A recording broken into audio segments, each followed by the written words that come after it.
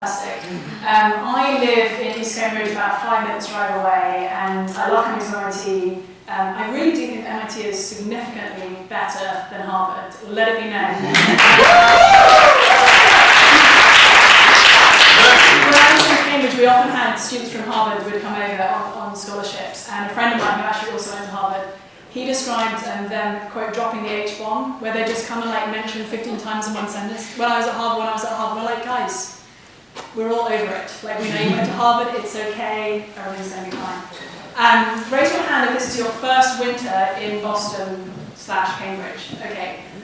I hate to tell you this, as a fellow immigrant to at least this part of the US, in England, Christmas is the middle of winter. So you're halfway through and you're like, yay, little kind of celebration halfway. Here it's just the beginning. We haven't even got started with winter yet. And March is still winter. I'm just telling you now, so that in March you're not crying when it's still snowing, and when April comes and it's still snowing, you'll say Rebecca told us and it's okay. And I'd also like to appreciate the baby who came along tonight, because if we're going to talk about Christmas, we definitely need a baby as a visual aid, right? At some point I may be grabbing this young person, I think maybe a little girl, which is maybe not quite so appropriate to Christmas, but I appreciate the baby in the audience. I think she may be the youngest audience member I've had. So tonight I want to talk to you guys about Christmas, hence the title. And I want to make 3 points about Christmas. The first of which I think everybody in this room should agree with me on. The second, I'm hoping that some people in this room actually don't agree with me on. And the third is when things get even more wild. So my first point is that Christmas is crazy. My second point is that Christmas is credible. And my third point is that Christmas is crucial. And I'll be testing you guys at the end on those 3 points, okay? Christmas is crazy. Christmas is credible. Christmas is crucial. Okay, I'm just going to sit down. Well done. So number one, Christmas is crazy. And I say this as somebody who deeply believes that the Christmas story is true. But I want to spend a bit of time tonight first just staring in the face the fact that the Christmas story is utterly, utterly crazy. The first person who ever heard the crazy claim of Christmas that the eternal creator God was going to become flesh, that in fact God's everlasting Son was going to be born as a human being, was a low-income teenage girl who lived in a podunk town in a backwater of the Roman Empire. She had the most common name among Jewish women of her time and place. She was just another Mary. And she lived in a place called Nazareth, which was such a kind of insignificant place in Israel at the time, that when the adult Jesus, people were talking about how he was maybe God's great king, somebody responded, can anything good come out of Nazareth? It's a bit like I'm married to a guy from Oklahoma, and people always, no offense, from Oklahoma. But when I tell people that my husband's from Oklahoma, they're like, oh, how did you meet? They're like, can anything good come out of Oklahoma? That's kind of what Nazareth was like in the perception of even sort of first century Jews. And the Jews who believed that they were the chosen people of the Creator God were at that time living under the brutal oppression of the Roman Empire. And as I say, they weren't even at all central to the Roman Empire. They were very much kind of peripheral to the concerns of Rome. So here's this teenage girl in this insignificant town, living as an oppressed racial and religious group under the Roman Empire, and she is visited by an angel. Now let's pause there for a minute, because when I say the word angel, my guess is that many of us will think of something that looks a little bit like this. I stole this from our Christmas tree at home tonight. We hear the word angel and we basically think the fairy on top of the Christmas tree, right? This little sort of cute dangly thing. But actually, angels in the Bible are terrifying messages of God. God. However crazy this might sound, this isn't what we have in mind when we hear that an angel appeared to this girl called Mary. Instead, we have in mind a terrifying messenger of God, and pretty much any time in the Bible when an angel appears to somebody, the first thing they have to say is, don't be afraid. So set aside the little fairy thing and imagine terrifying messenger from God. But that's crazy, right? I don't know about you, but I doubt many of you have lived 43 years in the world. I've lived 43 years in the world and I've never encountered an angel. My guess is that few people in this room have even met somebody who would say that they have encountered an angel. So this is the idea that this girl was visited by an angel. That's crazy. And the angel's message to Mary was even crazier. He said to her that the everlasting Creator God, who, as I said, the Jews believed had chosen them as his special people. He said to Mary that she was going to be the mother of God's only son. That the boy who she would give birth to would go on to become a king who would sit on the throne of his father David. So King David was the most sort of impressive king in Jewish history. And that the kingdom of this son of hers was going to have no end. Crazy, right? Now, my guess is that everybody in this room is used to the idea that if there is a God at all, there is only one God. Like probably most of us, unless you grew up in India or Nepal or come from a Hindu background family, for most of us, the question isn't how many gods are there, but is there a God or not? Yeah. In the context in which Mary was living, she was living as one of the Jewish people who was making what seemed at the time like a crazy claim that there was only one creator God. In fact, the nations around the Jews at that time, including the Greeks and the Romans, believed in many gods. And stories have been told of these so-called gods of the Greeks and Romans, sometimes impregnating human women and having sort of demigod children here and there. But the God that the Jews believed in was utterly unlike those pagan deities. He was completely transcendent. He was the one true God of all the universe. He was the one who humans couldn't sort of see and live. And there's Mary hearing from this angel the crazy news that this everlasting, transcendent, eternal one God, that his son was going to be born to her. And it gets even crazier. Mary has a reasonable question for the angel, which is, how is this going to be since I'm a virgin? Mary knew the facts of life. Maybe she's thinking that Joseph, who was her fiancé at the time, maybe that they would get married and he would be the father. But the angel says no, the Holy Spirit of God is going to overshadow you, and the power of the Most High will come upon you, and so the baby who will be born will be called Holy, the Son of God. So you kind of have to feel sorry for Mary in this moment. She's trying to wrap her mind around the fact that an angel has appeared to her. She's trying to wrap her mind around the fact that the one true transcendent God of all the universe is somehow relating to her in a way that she's going to have a baby. And she's having to wrap her mind about the fact she's going to have to explain this to Joseph, who everybody else in her community. And her saying to Joseph or anybody else, oh, don't worry, this is actually the Son of God, would only add blasphemy charges to the other assumptions that people would have been making about her. And my guess is that most of us in this room kind of familiar enough with the basic claim of Christmas that the Son of God was born to this woman named Mary 2,000 years ago. We're sort of maybe used to that idea to where it doesn't sound as crazy to us. Perhaps we're people who truly believe that, we're followers of Jesus, and that it's kind of lost its craziness in our minds because we're used to it in that way. Or maybe you're somebody who celebrates Christmas just because it's sort of a fun cultural thing, or you have friends who celebrate Christmas as a fun cultural thing.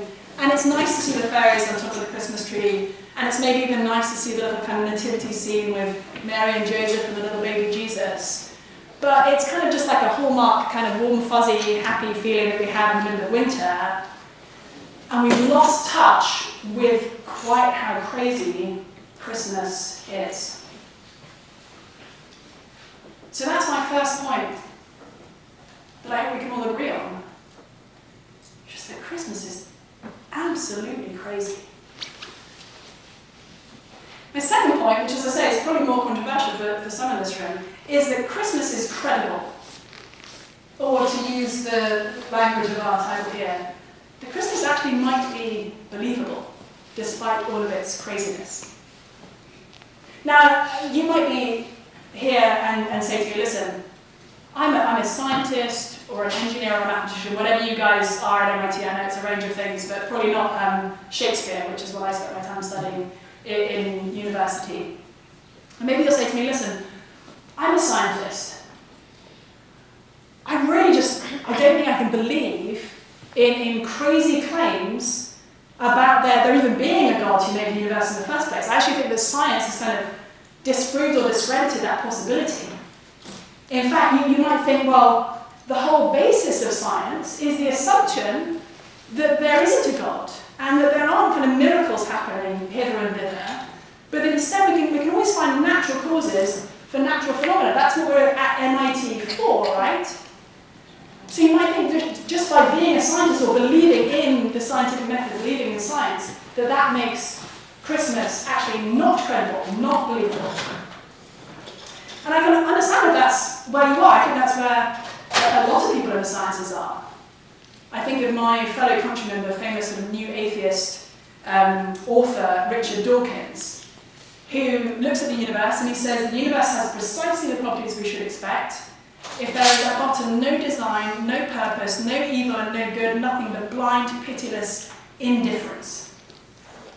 And if you listen to somebody like Richard Dawkins or some of the American kind of new atheists or prominent atheist scientific thinkers, you'll get the impression from them that the whole history of science has been one big sort of struggle between atheist science on one side and sort of Christian, as Dawkins calls them, call us faith heads for whatever reason, on the other. And it's just this sort of ongoing story of scientists winning battle after battle against Christians, where, frankly, whereas 2,000 years ago, in a pre-scientific world, you could have believed these crazy claims about God, that really today you can't.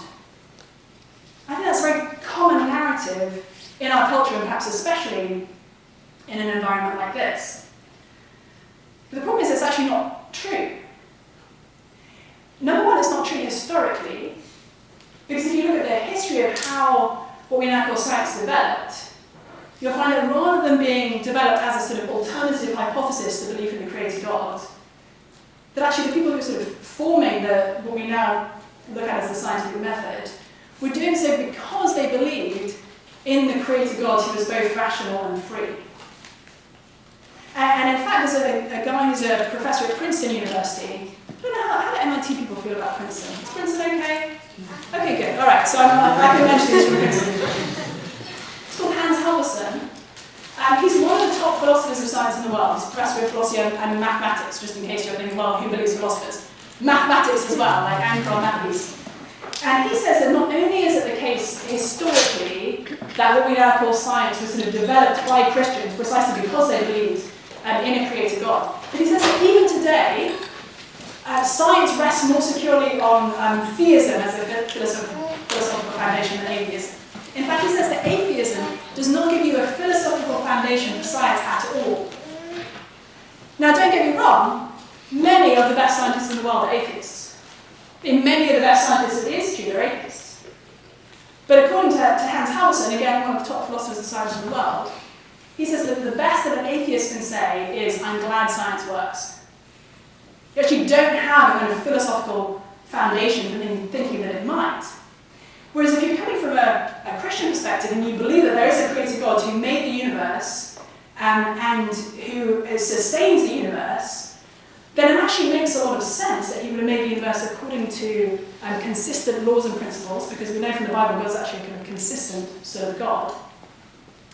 And it also makes sense that human beings who, according to the Bible, are made in the image of God might be able to figure out what these underlying principles of the universe are. And in fact, many Christian scientists I know would say that they experience and worship of God as they go about their scientific work, because it's like, as one of the framers of the scientific revolution put it, it's sort of like thinking God's thoughts after him, figuring out how God has set things up. And as I mentioned, whereas there are many atheist scientists, even at MIT, and probably many of your professors would identify as atheist or agnostic, there are also actually quite a number of serious Christian professors at MIT. Perhaps some of them have given some of the other talks in Cruise series, I don't know, but I'll mention a few who I know to you in case you're not familiar with them. So one example, a fellow Brit called Daniel Hastings. He's a professor of aeronautics and astronautics. And he became a Christian when he was a teenager after an extended period of sort of searching for meaning in his life. And he found that Jesus actually provided the meaning that he had been searching for. At a talk he gave at MIT a number of years ago, I remember him saying, I start by saying there is a God who made the universe, and he is not an impersonal God. He has declared himself to be a loving God who also seeks relationship with us. Or I think another fellow Brit, a professor called Ian Hutchinson, who has just completed 40 years of teaching at the Institute, has just moved to emeritus status. He became a Christian also, as I say, from the UK, when he was an undergrad at Cambridge University, my alma mater, got baptised on his 21st birthday. And he ever since then has been sort of thinking about the relationship between science and faith and explaining to people why he, as a world-class scientist, is also a very serious follower of Jesus. Or I think of Rosalind Picard, who's at the Media Lab and who runs the Effective Computing Centre there, who became a Christian when she was a teenager, having previously identified as a proud atheist. Or I think of Troy Van Voris, who is, I think, currently head of the chemistry department, who became a Christian when he was a grad student at UC Berkeley. Or I think of Professor Jing Kong, who's a professor of electrical engineering, who became a Christian when she was a grad student at Stanford. I could go on and on, but we're getting the idea, right? These are all people who all of us, I think, would seriously respect as scientists. And all of these people are very serious followers of Jesus who would stake their lives on the truth of the Christmas story. And one other angle on this idea that the Christmas story actually is believable is that more people across the world believe in Christianity, which requires the Christmas story, than believe in any other belief system, including atheism or agnosticism. Not that there's exactly even belief systems, but that's a whole other question. So many people have the impression that Christianity is basically dying out.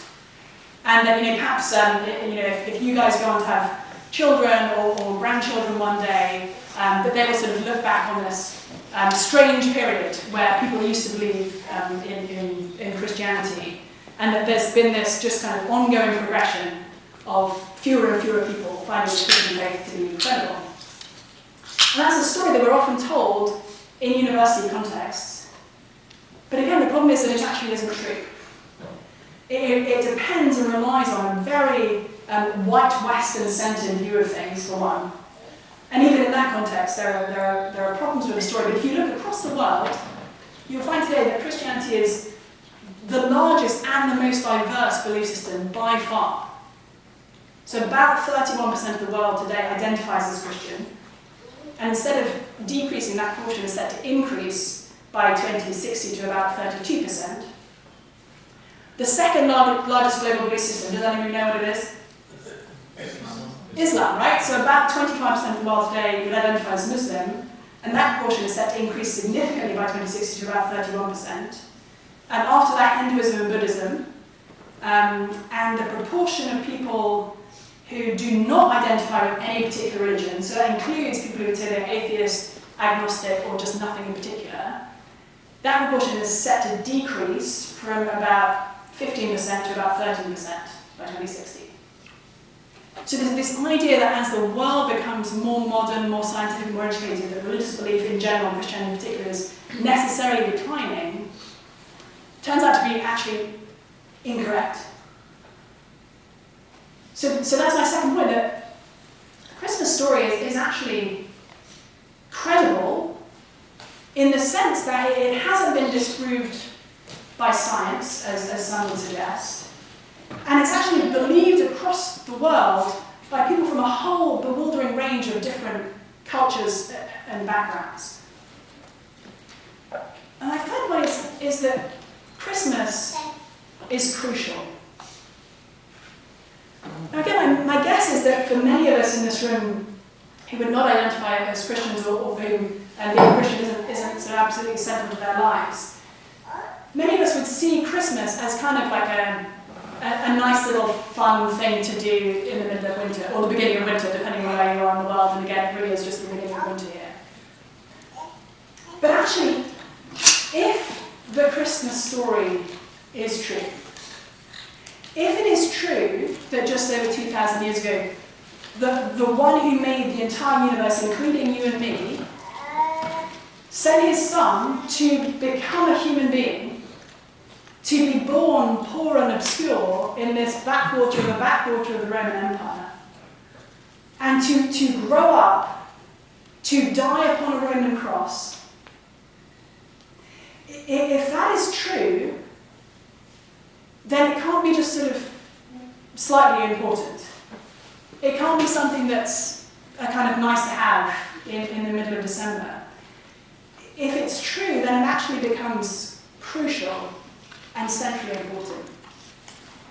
And this is one of the really strange things about the Christmas story, because in our minds, we think of the Christmas story as being basically about like that little baby Jesus. You know, maybe we walk past nativity scenes and we've seen, there's Mary, Jesus' mother, and there's Joseph, Jesus' adoptive father, and there's this little baby lying in an animal feeding trough, or a manger as it's called. Maybe you've seen the kind of animals, kind of farm animals around, cows and sheep and whatnot.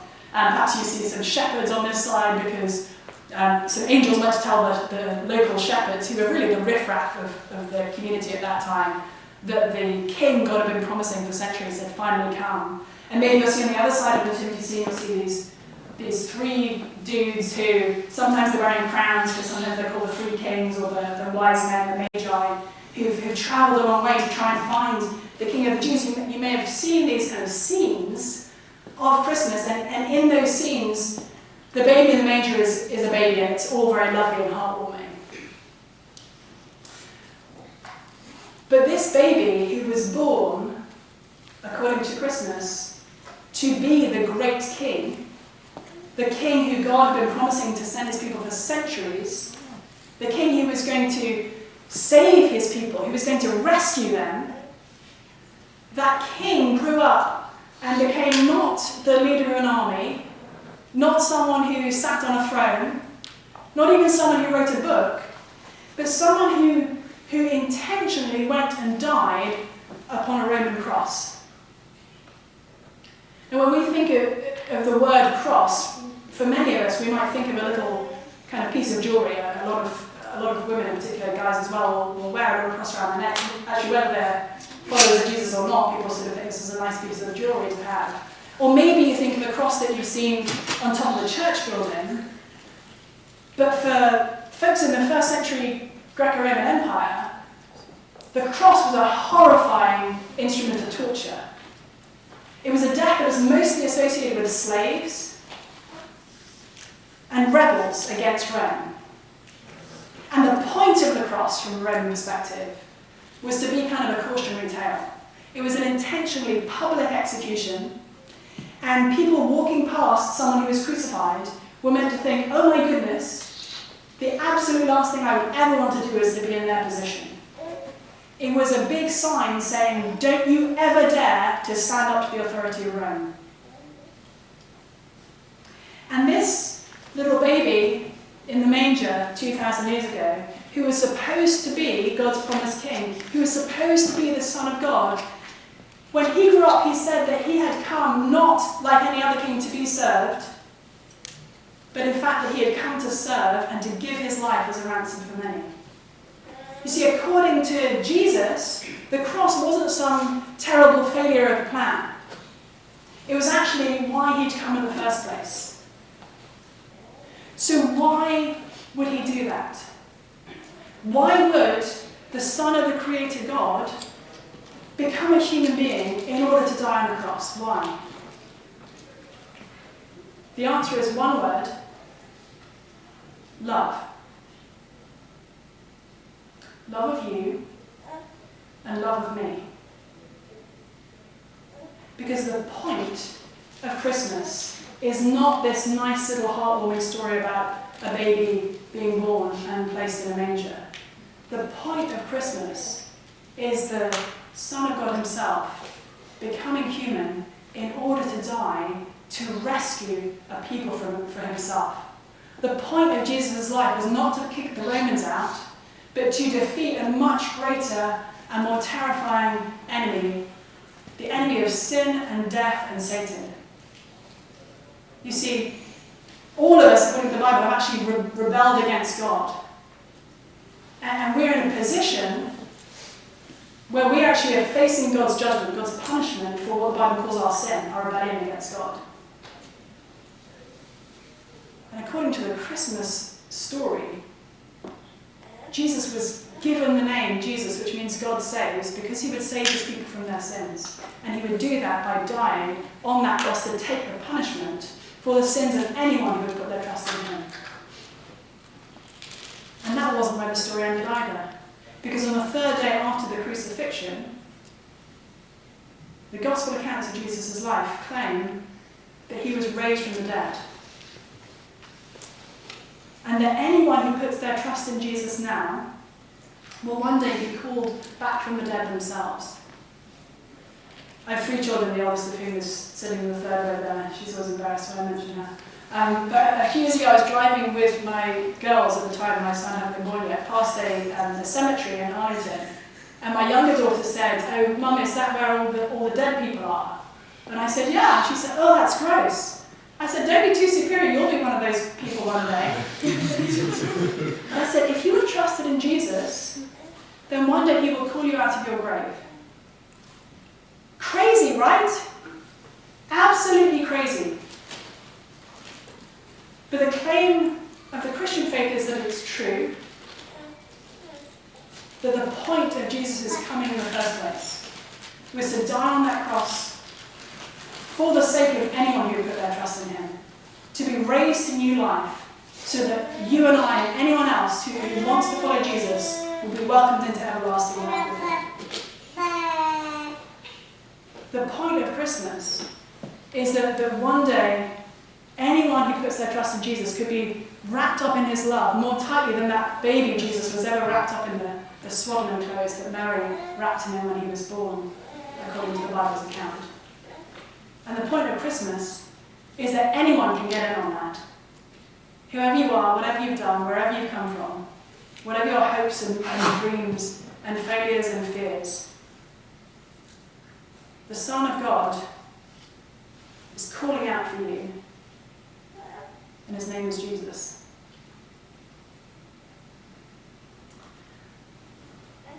I would love to take some questions. I know I've said a lot of controversial and potentially crazy things.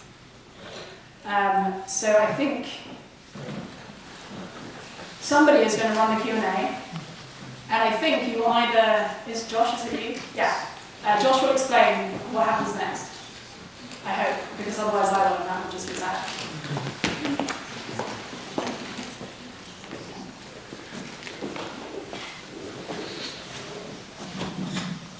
Yeah, let's give Rebecca a round of applause.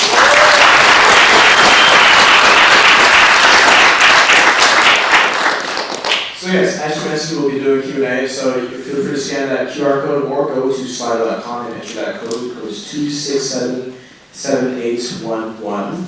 So if you've never used Slido before, it's an anonymous question asking system, and I will be here watching questions and asking them. Or, alternatively, if you'd like to ask a question live, just raise your hand and we can get the mic to you and we can start a dialogue here. So I'll give people a couple minutes to write some questions and I'll look on my end. In the meantime, if you have a live question, please raise your hand.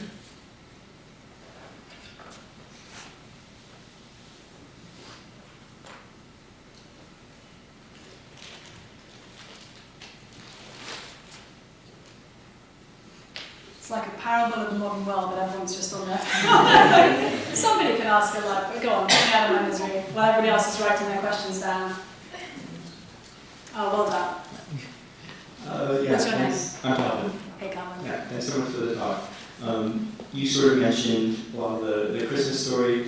I was just wondering if you could give a couple reasons why we should believe that account is true historically. Great question. In the book that I think you were given as you came in here, I spent a chapter looking at whether we can say that the full gospel accounts of Jesus' life we find in the Bible, so the generally known as Matthew, Mark, Luke, and John, the four sort of short biographies of Jesus, whether we can take those to be historically reliable documents that are giving us access to actual eyewitness accounts of Jesus' life. And that's probably the first place that I would start there, because some might say, well, the Christmas story sounds kind of like a myth. You know, something that happened long, long ago in a galaxy far, far away, and we can't really take it sort of seriously as a historical claim. But in actual fact, if you look at the four gospel accounts, as I mentioned, they were written actually very soon after the events in Jesus' life in ancient historical terms. The first gospel to be written down most likely was Mark's gospel, which was probably written down between 35 and 45 years after Jesus' death. Now, you might think, well, that sounds an incredibly long time ago. I can't remember what I had for breakfast yesterday, let alone stuff that happened 30 years ago. Most people in this room weren't even alive 30 years ago. So it sounds like an extremely long time ago to you, and very sort of surprising that people would think that anyone could remember with detailed accuracy things that happened that long ago. But if you ask your parents or your grandparents to tell you about the most significant things that happened to them 30 or 40 or even 50 or 60 years ago, you will find not that they remember everything that happened, but they remember the things that really changed their lives. They remember those particular conversations and those particular experiences that were deeply significant to them. And that the four gospel accounts of Jesus' life were actually put together on the basis of those eyewitness accounts of the many people who had travelled around with Jesus, listened to everything he said, seen what he did. Jesus had 12 kind of chosen disciples whose full-time job was to learn Jesus' teachings and to observe everything he did. And then he actually had a larger number of disciples who travelled around, including many women who were eyewitnesses to the whole sort of scope of Jesus' life. And we see in two of the Gospels, Luke and Matthew, we see particular focus on the events surrounding Jesus' birth. Now, all four Gospels make the claim that Jesus is the Son of God. But Matthew and Luke, in particular, sort of dial us back to the beginning of Jesus' life and give us some details around Jesus' sort of miraculous birth to a virgin.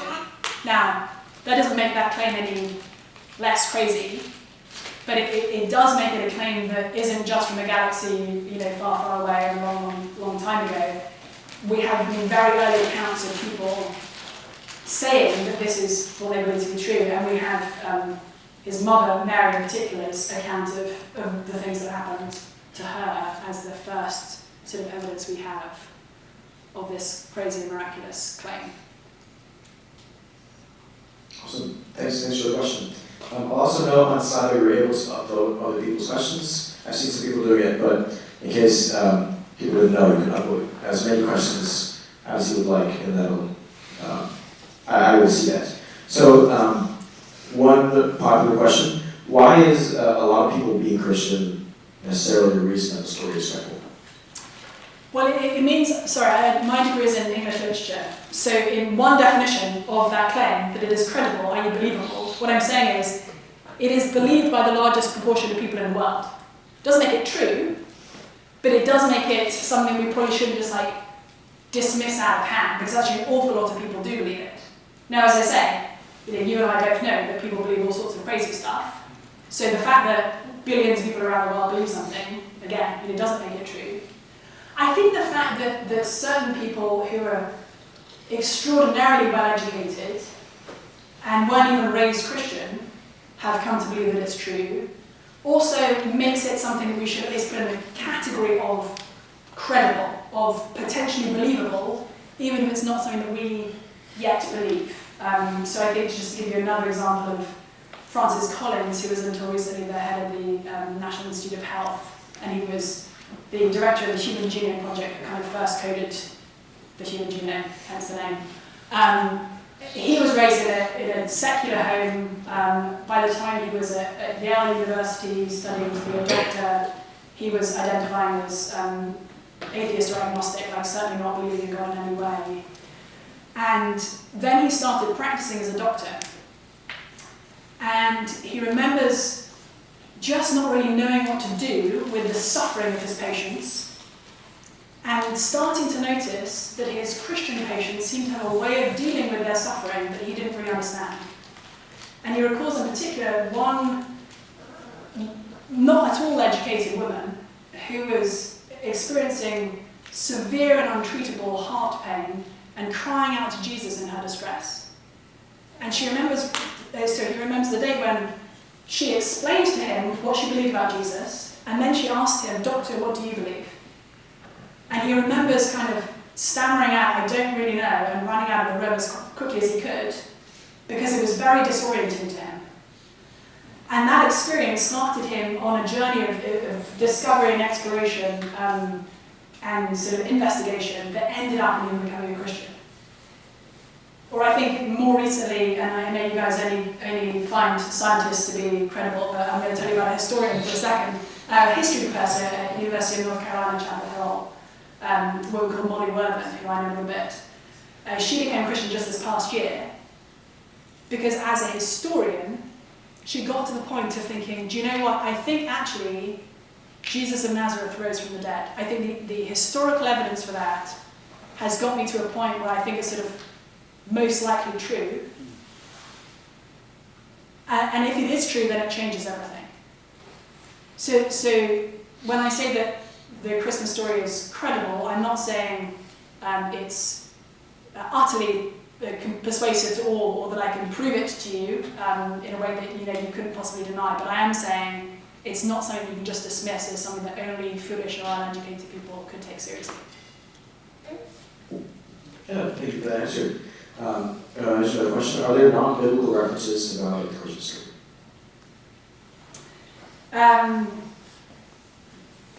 I would mostly say no, but if the question is, are there non-biblical evidences that validate the basic facts of Jesus' life, then I would say yes. So if we look at sources outside of the four Gospels, we know that Jesus was a first century Jewish rabbi who claimed to be the Christ, the Messiah, the sort of promised king, who was executed by the Romans between AD 26 and sort of 36, and he was subsequently worshipped by his followers as if he were a god. Those are things we can sort of say from setting aside the biblical evidence completely. We then have the evidence, and I think it's evidence that we need to kind of take into consideration. I'm not saying it's conclusive, but we have the evidence of the bizarre and extraordinary success of the Christian movement. Because as I mentioned, Jesus never sat on a throne, never raised an army, never wrote a book, died a completely shameful death, abandoned by his followers. This sort of Jewish movement, which it was at the time, should have fizzled out. And yet it didn't. Because the claim that Jesus had actually been raised from the dead, which again was completely crazy. I read another book called Is Easter Unbelievable? Because the Easter story is crazy as well, right? But this completely improbable movement that again began with a handful of followers who were so cowardly they ran away from Jesus when he was arrested in the first place, went on to be a few centuries later, the religion that sort of took over the Roman Empire, and that subsequently has become, as I said, the largest global belief system. So something weird went on there, but it's a little bit hard to explain, and I think whereas it doesn't sort of prove that the claims about Jesus are true, it certainly should give us pause to investigate whether they might be. And what's the motivation to do that investigation if there's a definition of faith that it means that you believe something that lacks proof. Sorry, say that last part. Yeah, so what's the motivation to like convince or like, look into the credibility of Christmas if the definition of faith is believing something you can't prove?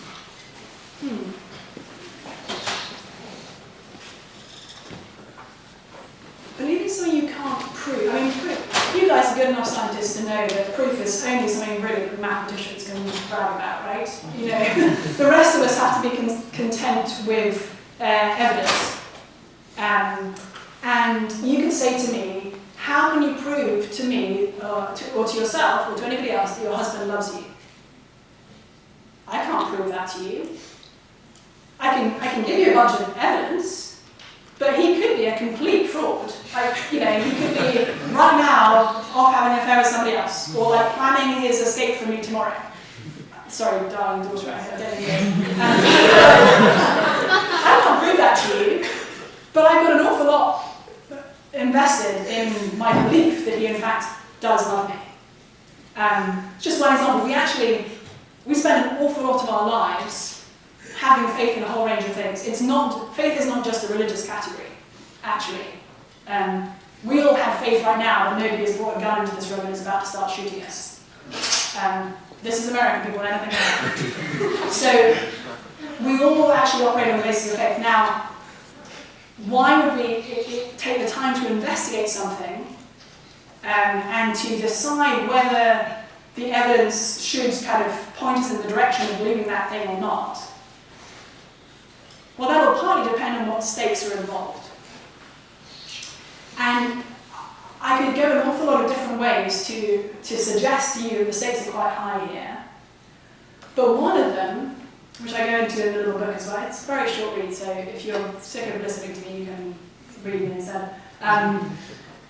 One of them is that a lot of the things that probably everybody in this room believes and holds to be a sort of self-evident truth. So, for example, the idea that all human beings are fundamentally morally equal, or that the strong and the rich and the powerful shouldn't trample on the weak and the poor and the marginalised, or that men and women are actually sort of equal in value, or that love across racial differences is a good thing, or that we should care about the lives of people who live in a completely different country, with whom we've never met, and with whom we have no contact and never will have any contact.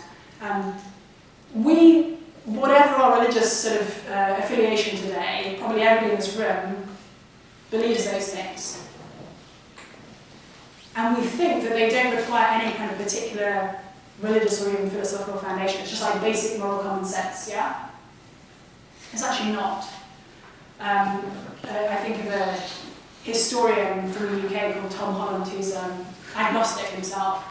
And he wrote a very fact and interesting book called Dominion, How the Christian Revolution Remade the World. And he started writing that book as a historian who was sort of interested in the history of Christianity in the West. And in the course of writing the book, he discovered that a lot of the things that he, as an agnostic, thought were just like basic moral common sense, turned out to be specifically Christian beliefs. So if you start questioning why not only you believe, but why you think everybody should believe in universal human rights, for instance, or why it's wrong for the strong, rich, and powerful to exploit and oppress the weak and the poor and the marginalised. Well, once you start sort of digging into those kinds of things, you'll find the Christian story and the teachings of Jesus undergirding that. And you'll find that you actually probably have more skin in this game than you might have realised.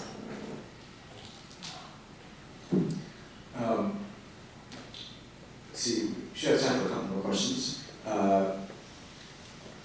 So, is it believable, basically, can God change the rules of sin? That currently the only way to redeem everyone is to punish someone who did not sin, as if they were sinless. Like, can God change the rules? I believe that's what the question is asking.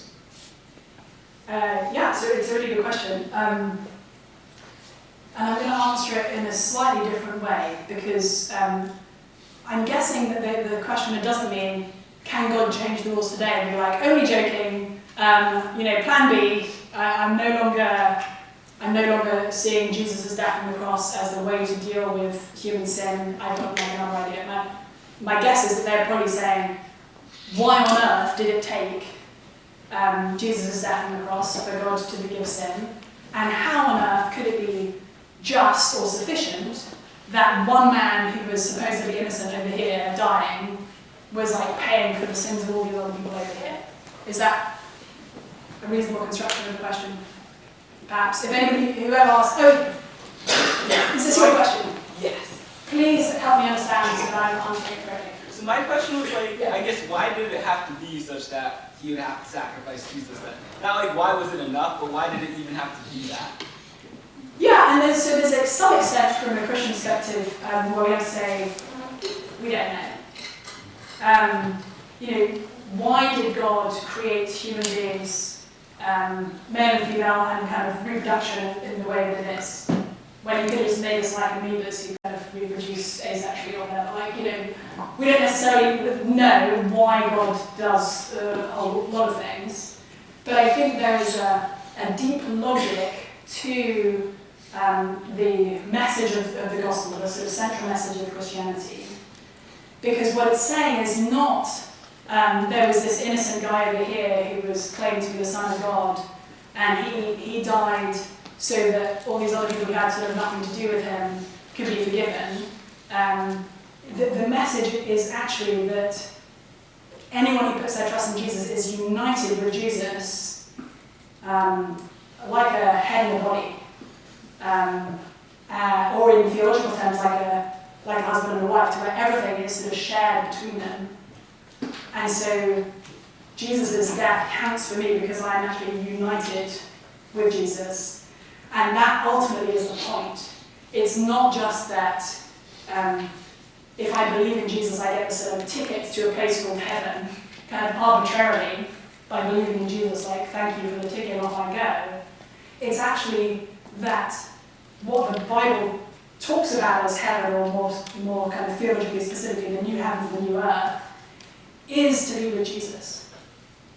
And one of the things that was said about Jesus before he was born was, in Matthew's Gospel, was that he was fulfilling an Old Testament prophecy about one who would be called Emmanuel, which means God with us. And it's very kind of confusing because it says that this baby is meant to be called Jesus, which means God saves. To fulfill this prophecy, that he will be called Emmanuel, which means God with us. And well, wait a minute, he's not called Emmanuel, he's called Jesus. How does that work? Well, actually, it's because God saving is God being with us.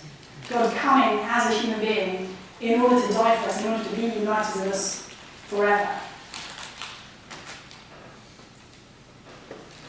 Hope that answers the question. Amazing. Thanks for asking it. Let's see. Oh yeah, here we go.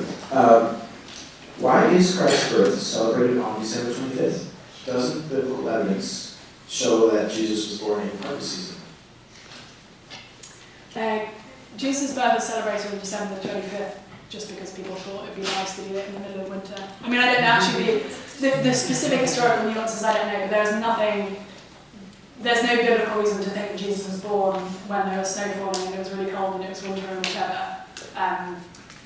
I don't know the specifics of the exact date and why that's interesting, but it's certainly not a biblical thing. It's just a kind of convenient thing for those in the Western Hemisphere. Sorry, that was a very unsatisfying answer. No, these are great questions.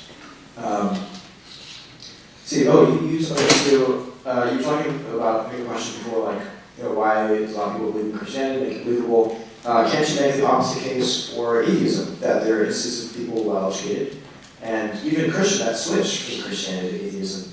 Does that not make a case for that? Yeah, there are plenty of people who switch from being Christians to being atheists. Also plenty of people who switch from being atheists to being Christians.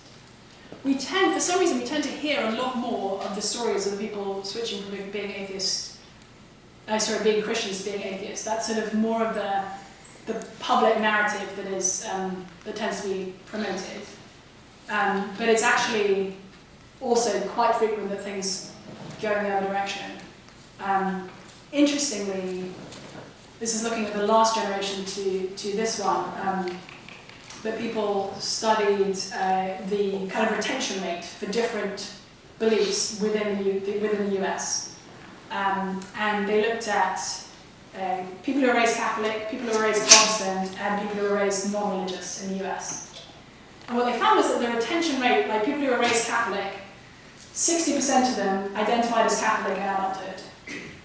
And people who were raised non-religious, 60% of them identified as non-religious in adulthood.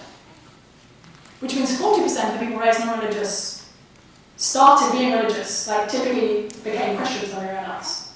For Protestants in the US, 80% who were raised Protestant identified as Protestant as adults. Again, it doesn't prove anything, but it's just an interesting phenomenon that actually it is quite common for people who are raised non-religious to then become Christians. So yeah, the popularity of any belief doesn't prove or disprove it, but I think it gives us pause for thought. And also means that all of us should really think through our own beliefs for ourselves and not necessarily just inherit the beliefs of our parents, whatever they are. Yeah, thanks. And we have more time for questions. I want to make sure I'm looking up to see if, before I ask another one, if anyone has a live question they want to ask. Okay, feel free to ask whenever, at any point during this. Let's see, question about the virgin birth. How, as scientists, how does the birth fit in with like common knowledge of biology? Yeah, great question. Actually, Ian Hutchinson, who I mentioned earlier, one of your professors here, wrote a book called Can a Scientist Believe in Miracles, where he was very helpful and interesting on this, because the project of science is to look at natural causes for natural phenomena, to figure out what the underlying laws of the universe are, to look at kind of repeatable things, right? You're not looking for a one-off experiment typically. You're typically looking for an experiment you can repeat again and again and get the same kinds of results. Now, when it comes to the claim of a miracle, like this claim that Jesus was conceived with a human mother and not a human father, then actually the tools of science aren't going to help us a whole lot. Because it's not, the claim is not that virgins give birth in general. The claim is that in this very specific instance, that the God who upholds all the laws of the universe all the time, according to the Bible actually, that he chose to do something different in this circumstance.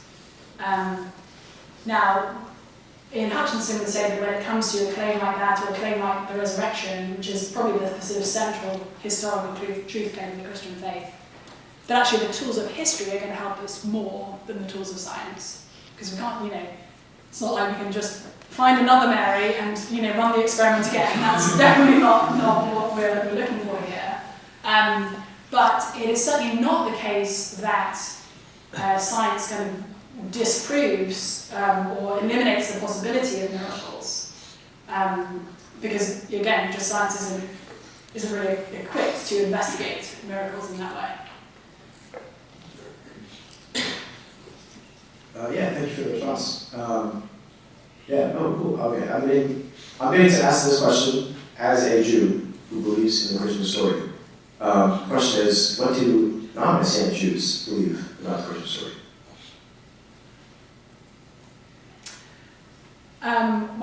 I assume, so just to make sure everybody understands what we're talking about, a non-Messianic Jew, or a Messianic Jew, would be somebody who believes that Jesus of Nazareth was/is the Messiah, aka the Christ, aka God's promised King.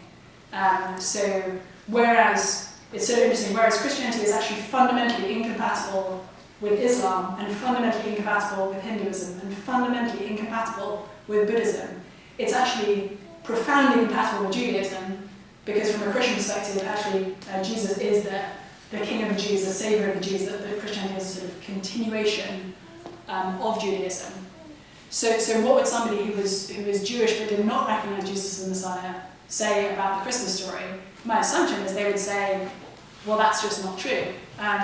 Mary must have slept with somebody and had this baby, and then all these claims were made about him, which are actually outrageous from a Jewish perspective, utterly outrageous claims, blasphemous claims.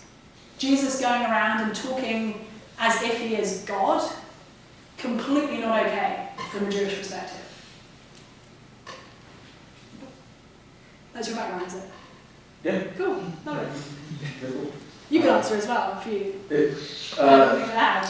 Yeah, for the Jewish, I feel like on the whole, the Jewish community's perspectives of Jesus or Yeshua, as his name is in Hebrew, have evolved somewhat. Yes, like generally, it's outrageous that he would claim to be the Mashiach or the Messiah, the Son of God. Interestingly enough, though, in the academic Orthodox community, people started to take a second look at the person of Yeshua. Lately, there's been like, okay, well, he was a good rabbi, like he gave good teachings about the Torah, he brought people back to God. Some people will claim, actually, Jesus never made those claims. It was Paul who made all that stuff up, and he was a lost student of the great Rabbi Gamaliel, who makes an appearance in the book of Acts. So, yes, I see like the academic Jewish community is kind of like has an ever-evolving view of the Christmas story. Yeah, it's a Bruce's question. Happy to talk more afterward. Let's see. Oh, I lost my place.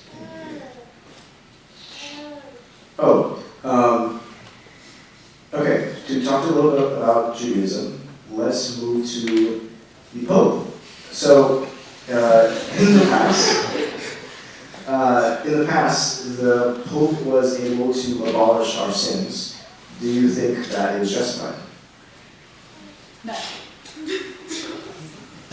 I'll go on, sorry.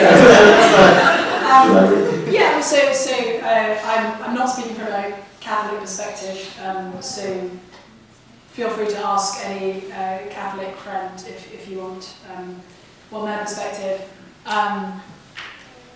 One of the many things actually on which Catholics and Protestants agree is the basic claim about who Jesus is, that he is the eternal Son of God, that he was born of a Virgin Mary.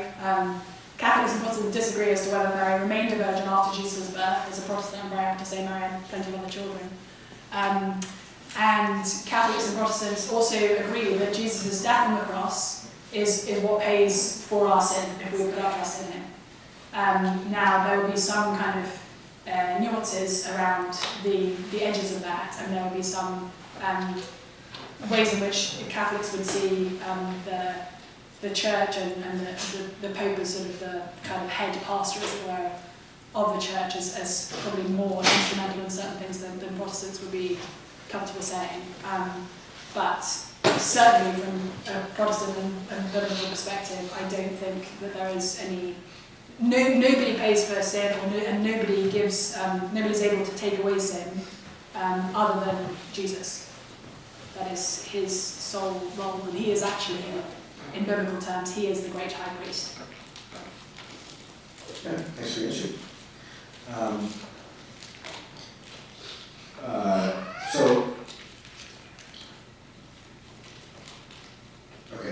What are some things that you would have liked to put in your book that you discovered, assuming the question's not on this book, that you discovered after you wrote it?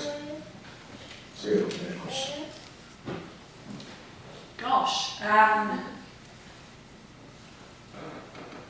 don't know that I have anything particularly interesting to say there. I'm sorry. There probably is something I'm not thinking. I've written about a whole range of other things since writing my book, so I've been less dialed in on Christmas. Nice. Let's see, we have time for a couple of more questions. John, also some were upvoted and so like they're above. Oh, you're... Okay. Look at that. Thank you Good very observation. much. I have to reload the slide page.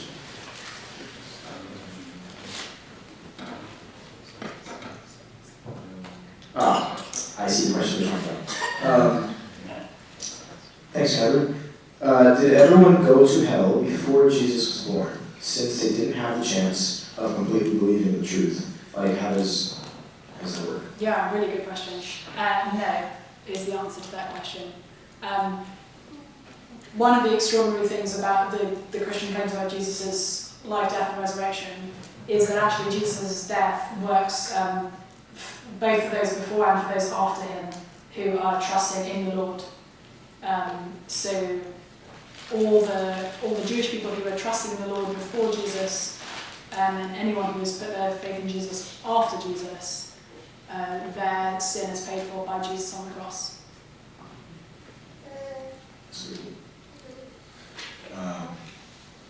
Yeah, thank you for that. Thank you, Catherine. What's that? Let's see. Ooh, okay. Might be the last question here, but why did God have to impregnate a virgin to make a human without sin? Why wasn't it enough for Jesus to be born out of natural means? Yeah, really good question. The specific claim about Jesus is that he is the Son of God. And that really matters. And it partly matters, one of the many crazy things that Christians believe, if you're not a Christian and you're kind of looking over Christianity and all our crazy beliefs, is we believe that the one true God, and let's be clear, one God, not many gods, one God, the one true God has always existed as three persons, Father, Son, and Holy Spirit. And this one creator God actually made us humans. I mentioned earlier, like, isn't it kind of interesting and strange that God made humans male and female and kind of enabled us to reproduce in the way that we reproduce? Why not like the amoebas? And part of the reason is that God was sort of building into our biology and our norms little echoes and pictures and metaphors, helping us to understand more about who he is and about how he relates to us. And one of the big sort of metaphors is this idea of God existing as Father and Son and Holy Spirit, and how we, if we're followers of Jesus, are actually invited into his relationship with the Father. So it's actually really important that Jesus' mother is human, but that his Father is God, in a very in a sort of pretty literal way, that he doesn't have a human father aside from God. So it's actually not primarily about the sort of sin, like Jesus' sinlessness, because this is actually would be a Protestant Catholic distinction, that Jesus' mother, Mary, from a Protestant perspective, was a sinner just like any of us. You know, she's fantastic, don't get me wrong. You know, one of the first things that the angel says to Mary is, "You're highly favoured by God." Like, she's great, but she's not sinless. And so Jesus was born to a kind of normal human mother, but he has both a human and a divine nature. He's one person with a human nature and a divine nature, and that enables him to be the one who brings heaven and earth back together, who unites human beings to the everlasting God, who is the one who is God with us, and the one whose life is so inexhaustibly valuable that actually his death can pay for millions and billions who put their trust in him. And he was able to be raised to new life to invite anyone who trusted him to live with him forever. So it's actually the full divinity of Jesus is fundamentally important, and Jesus becoming human by this miracle of a human mother and a divine father. We're kind of, that's explained to us so that we can understand a little bit of who Jesus actually is.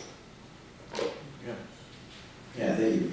Yeah, we're going to ask one more question and then move into the next section. I mean, these answers like really sit with you. You kind of like take a moment and think about them. So yeah, last question. We're talking about Mary, and she's great and highly favored. Was she forced to do this? Like, was she given the option not to carry and give birth to Jesus? If you read the account in Luke's Gospel, I call my son Luke because I love Luke's Gospel, and it's Luke who tells us about the encounter that Mary has with this angel. He doesn't say, Mary, I'm coming to you with a request from God. He has an idea, but like, let me know if you're on board or not. He says, this is what's going to happen. And she asks a clarifying question, how's this going to be since I'm a virgin? And then she says, look or behold, or the Greek word, which my daughter probably knows and I don't know right now. Idu, maybe. Idu. Or idi. Or idi, who can say? New Testament written in Greek for those who are not with that. Behold, I am the servant or the handmaiden of the Lord. Let it be to me as you have said. So Mary is an absolutely willing participant in this, but not in it. When you encounter God, even through one of his messengers,